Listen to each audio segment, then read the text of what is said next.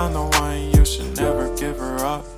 I think it's the way life changes when in love, yeah. I surround my soul with the positivity.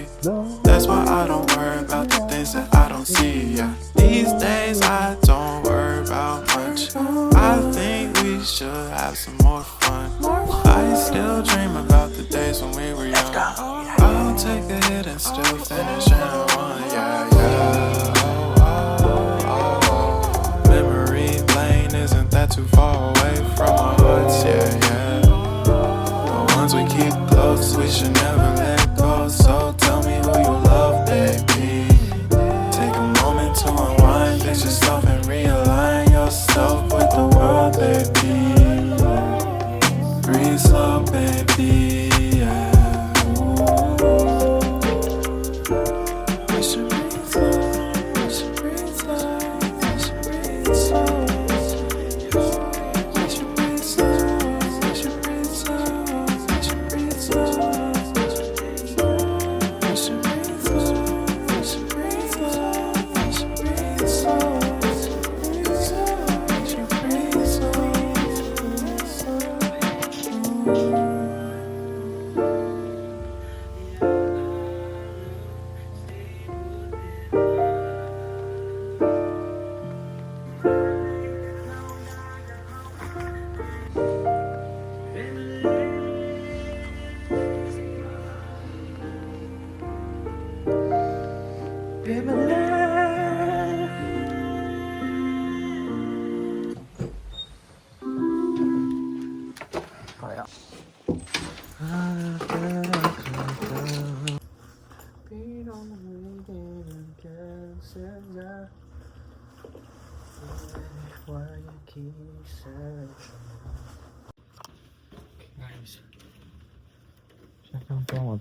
American Church သွားမှာဖြစ်ပါတယ်ဒီတစ်ပတ်တော့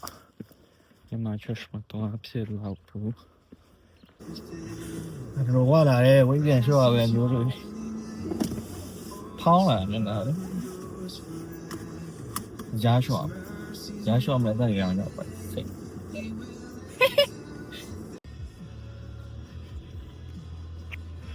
ချာလီလိုက်ကြတယ်လောက်ကြားတယ်လာတင်အရင်ကြားတော့ပါချင်တယ်လဲလိုက်ပါချင်လဲလိုက်လည်းရောက်ပါပြီကန်းဆက်ရှင်လူပိုများပြီလား morning session တဲ့နေရာရှာပြီးတော့ပဲလား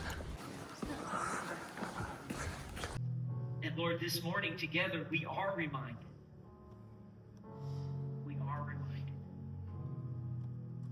Help us now not to forget so easily. Help us to draw near to you, that we might receive your love, your grace, your forgiveness, that we might be reminded of your love, grace, and forgiveness, and that we might share that with someone else. Thank you for this time of remembrance.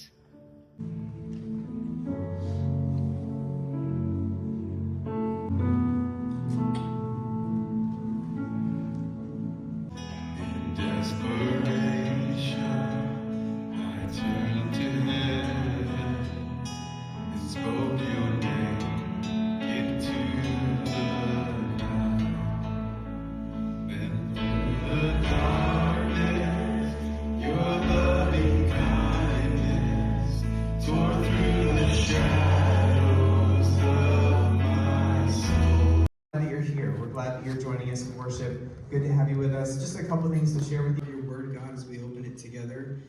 But Joshua was right. I came up early and he was like, "Go, Jesus Christ."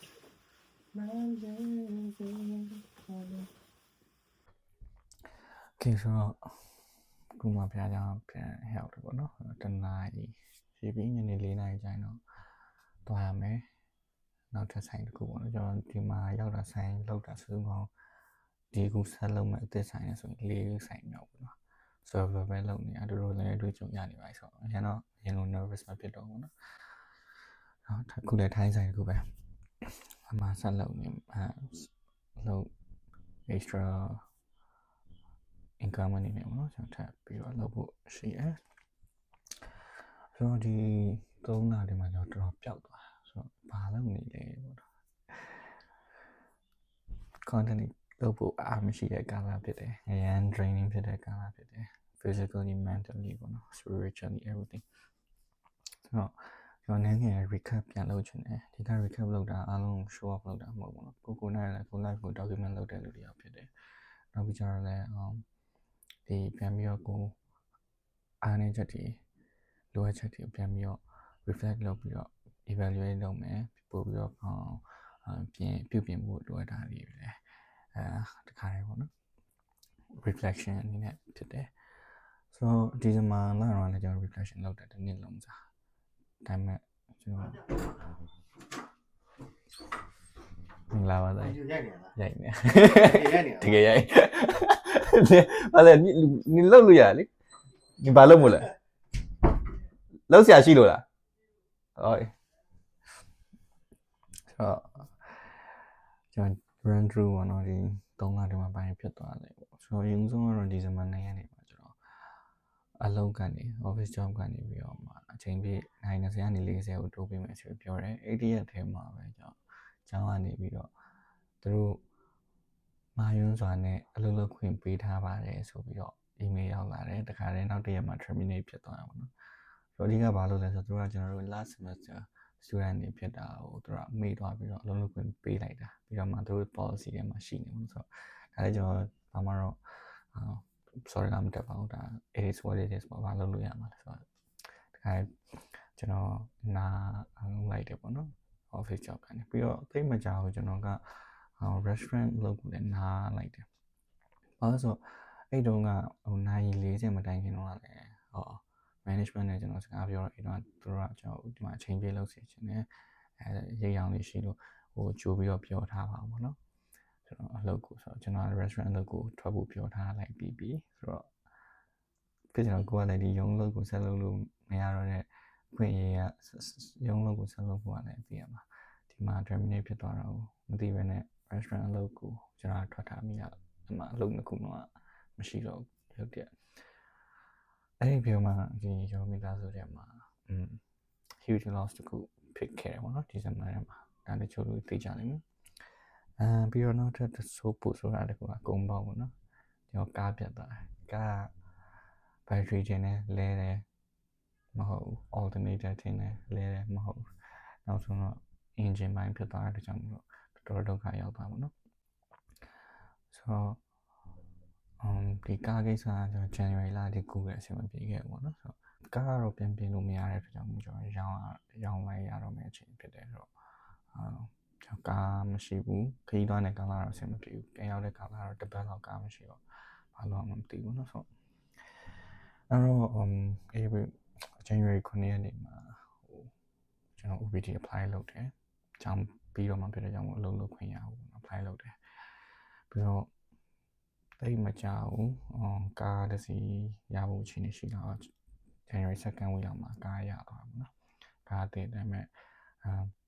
financially ရောနည်း struggle ရတဲ့ပိုင်းမှာရှိတယ်နောက်ပြီးတော့ကျွန်တော်ချစ်သူရဲ့မွေးနေ့16ရက်နေ့မှာဒီတိုင်းပုံပါလေးပဲအကြောင်းဖြတ်တန်းလိုက်တယ်ပေါ့နော်ပြီးတော့နောက်တစ်လစာကျောင်းလာစာ2လစာပေါ့နော်မပေးနိုင်တော့ postpone ဖြစ်သွားတယ်ဆိုတော့အဓိကတခြားပူရေးကြီးအဲ့လောက်ရအကြောင်းလာကရက်လို့ရတဲ့အချိန်တွေမှာရှော့ခဏရက်ထားတဲ့အချိန်လေးဖြစ်တာပေါ့နော်နောက်တော့စင်ပြေရဲ့တလားအတွင်းမှာပြန်ပြေးဖို့တော့ဆုံးဖြတ်ထားတာပေါ့နော်ဆိုတော့ကျောင်းလာကလည်းထက်ခဏရက်ထားတယ်ပြီးတော့ကျွန်တော်February လကျွန်တော်အတန်းနောက်ဆုံးပတ်တွေဖြစ်တယ်assignment တွေရှိရယ် final project တွေရှိရယ်အဲဒီကြောင့်လည်းကုံလာဆုံးပြီးပြုံနေတဲ့ကာလဖြစ်သွားအောင်နော်ဆိုတော့ကောင်းပါမယ် February 12ရက်နေ့မှာ MBA အတန်းကြီးအကုန်ပြီးသွားတယ်ပြီးတော့အကုန်လုံးလည်း pass ဖြစ်တယ်ပေါ့နော်ဆိုတော့ transcript ကလည်းall 12 subject ပေါ့နော် credit အကုန်လုံးအောင်မြင်နေပြီးသွားခဲ့တယ်ဆိုတော့ကျောင်းပြီးသွားရင်ရော OPT ဆက်လုပ်ဖို့ကျွန်တော်တို့ apply လုပ်ထားခဲ့ပေမဲ့ဒီကာလအရာစဉ်းစားခက်တဲ့ကာလဖြစ်တဲ့ကြောင့်မို့တော့ ဘာလို့မှမသိတော့ကျွန်တော်တို့အကြောင်းဆက်တက်ဖို့ပဲဆုံးဖြတ်ထားပါတော့ဆိုတော့MSCS ဆိုခေါ်တဲ့ Computer Science ပေါ့နော် Master in Computer Science ကို transfer လုပ်ဖို့ကျွန်တော်ဆုံးဖြတ်တယ်ပြီးတော့ကျေးဇူးတော်ပဲ February 19 ရက်နေ့လောက်မှာပဲတိတ်မကြောက်ဘူးနော်ကျွန်တော်က2လလောက်ကြာအောင်ကျွန်တော်တို့ပြန်ပြီးတော့ကုန်ချင်နိုင်ခဲ့ပေါ့နော်ဆိုတော့ကျောင်းလည်းပြီးကျောင်းလာခိုင်းလည်းအကုန်ပြီးပေါ့နော်ဆိုတော့အဲ့တော့လည်းကျေးဇူးတော်ချီးမွမ်းတယ်ပြီးတော့23ရက်နေ့မှာကျွန်တော်ကားဟောင်းဆိုအောင်ဖြစ်သွားတာပေါ့နော်ဆိုတော့နိုင်တာတစ်ခုတည်းတော့လည်းပြန်ပြီးခါပဲဖြစ်တယ်အဲ့တော့ကျွန်တော်တို့24ရက်နေ့ကျတော့ကျောင်းကနေပြီးတော့ approve ရတယ် MSCS program ကိုထပ် join ဖို့ပေါ့နော်ဆိုတော့ကျေးဇူးတော်ပဲတရက်ထဲမှာပဲကျွန်တော်ဒီနေ့သွားမယ်အလုပ်ကိုလည်းအဲ့ဒီ24ရက်နေ့တော့ကျွန်တော် confirm လုပ်တယ်ပေါ့နော်အလုပ်ခေါ်မယ်ပေါ့နော်ဆိုတော့ရာလုံးကတဖြည်းဖြည်းနဲ့တော့အဆင်ပြန်ပြေလာပေါ့နော်ပြီးတော့ကျောင်းလည်းပြီးပြီဆိုတော့ license ကတက်တန်းတိုးဖို့ရှိတော့ February 25ရက်နေ့တော့ license တက်တန်းတိုးလိုက်တယ်ရေမောင်း license ပြတော့ပေါ့နော်ဆိုတော့ရက်90ပဲရတယ်ဆိုတော့အမှန်တော့နောက်တစ်နေ့ထိနောက်တစ်နေ့ခွဲလောက်ထိထပ်ရမှာဒါပေမဲ့မရခဲ့ဘူးရက်90ပြီးရင်ထပ်သွားဖို့ရှိရောနော်ဆိုတော့ anyway ဒါဒီDecember January February ရဲ့လုံးပန်းတဲ့ကာလတွေပေါ့နော်ဆိုတော့အရာလုံးဖျားနေအတူဖြတ်တန်းဝင်ရတယ်ဖျားနဲ့အမြဲတမ်းကြွယ်ကဆောက်ရှောက်တဲ့အတွက်ကျေးဇူးတင်တယ်ဒီမှာဘာတွေသင်ယူမိလဲဆိုတော့အဓိကကို distraction ကိုဝင်လာဘယ်လို manage လုပ်ရမလဲဆိုတဲ့အပိုင်းမှာအခုဒီအားနဲ့နေစေပဲဆိုတော့ဒါကလည်းကျွန်တော်အနေနဲ့ acceptable ဖြစ်တယ်လို့ခံစားရတယ်ဒါလူဆိုတာဖြစ်မှာပဲဒါပေမဲ့ကိုယ့်ဘက်မှာအနည်းဆုံး technique ကိုရှိထားမယ်ပေါ့နော်ဆိုတော့ကျွန်တော်ဒီ distraction တွေ problem တွေကို solving လုပ်တဲ့အချိန်တိုင်းပြီးတော့ပိုကောင်းတဲ့နည်းလမ်းအနေနဲ့ထပ်ပြန်လာဖို့လိုအပ်တယ်ဒါကိုကျွန်တော်မြင်ရမှာနော်ဆိုတော့ပြီးတော့ဒီလိုမျိုး incidents တွေကားပြတဲ့ကိစ္စတွေเนาะဒီအလုံးလုံးခွင့်မပေးတော့တဲ့ကိစ္စတွေเนาะတစုံတစ်ခုဆုံးရှုံးလိုက်တဲ့ကိစ္စဒါတွေကကျွန်တော် out of control ဖြစ်နေရောเนาะဆိုတော့ဒါပေမဲ့လည်းဒီဟာတွေကိုအရင်ကြီး emotional ဖြစ်နေဖို့တော့အရေးကြီးတယ်ဆိုတော့ကျွန်တော်အဲ့ဒါကိုပြန်သင်ယူမိရဆိုတော့ဒီကြားထဲမှာကိုကအဆင်မပြေတော့အရင်ကြီးconsistent ဖြစ်ဖို့အားမဆိုင်နိုင်တော့ဘူးเนาะဆိုတော့အဲ့ဒါကိုပြန်ပြီးတော့ဖြုတ်ပြင်နိုင်ဖို့လည်းစူးစမ်းရအောင်မယ်ပေါ့နော်အဲ့တော့ဒါနေရှိပြီးတော့နောက်တစ်ခုအကြတော့ risk mitigation လုပ်ဖို့လုပ်မယ်ပြီးတော့future ကိုအနည်းငယ်လို့ပြောမယ် assessment လုပ်ဖို့လိုတယ်ပေါ့နော်ဆိုတော့ဒီ skills တွေလည်းရှိထားမှာပဲကိုအများတကူပြဿနာကြုံနိုင်ဖြေရှင်းမဲ့ options တွေရှိလာမှာပေါ့နော်ဆိုတော့အဲ့ဒီကြရင် ready to solve ဖြစ်နေမယ်အခုကကျွန်တော်မှာကအရင်ကြီး risk ကိုသိပြီးတော့စဉ်းစားပြီးပဲနဲ့ planning ကြီးပဲဆက်လုပ်နေတော့အဆင်သိမ့်မပြေခဲ့တာရှိရောနော်ဆိုတော့ okay ဒါပြောနေများသွားရေးဒါပေမဲ့ဒါတော့ကျွန်တော်ဒီ3လပေါ့နော် December January February ကျွန်တော်ရဲ့ journey ဖြစ်တယ်ခက်ခဲကာလဖြစ်တယ်ဒါပေမဲ့ဆင်ပြေသွားပါပြီပေါ့နော်ဆိုတော့ကျွန်တော်အဲ့အတွက်ကြောင့်လည်းဝမ်းသာတယ်ကျေးဇူးတော်ကြီးပါတယ်ဆိုတော့အားလုံးနဲ့တစ်ဖက်ပြန်လဲတွေ့ဆုံပေးရတဲ့အတွက်လည်းကျေးဇူးတင်တယ်ဆိုတော့လောက်ပါပဲကျွန်တော်ဒီနေ့လုပ်စရာလေးရှိသေးတယ်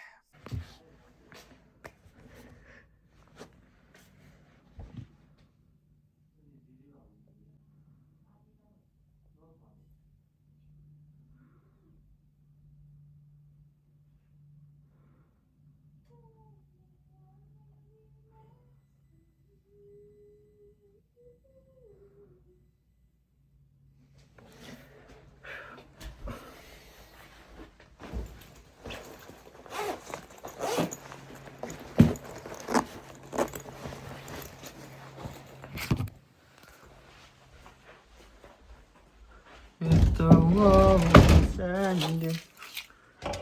I'm gonna be next to you.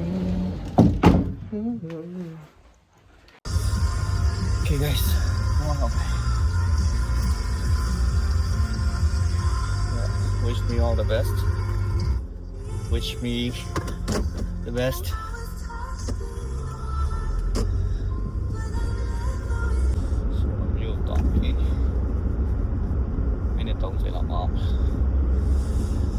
little bit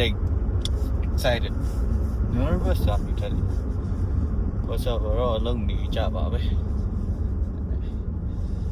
time this တော့အခုကောင်းတာသူစနေစနေငွေနေဆိုရင်ညနေပိုင်း4နာရီနဲ့7နာရီထိပဲဖွင့်တယ်ပေါ့နော်အချိန်တိုလေးဆိုအများကြီးစင်ပြေချိန်တိုလေးဆို Okay guys တော့ကျွန်တော်လောက်ထိရိုက်ဖြစ်ပြီးတော့လေ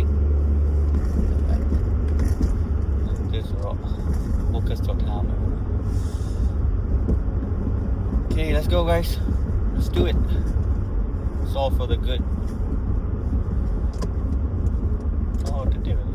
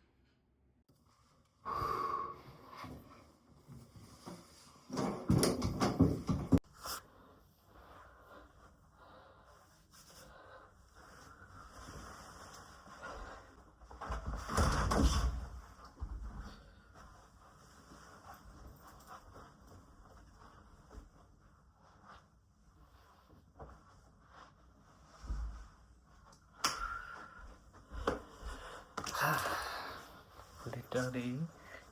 ညောင်းတယ်ဒါလည်းစင်ကြလာပဲ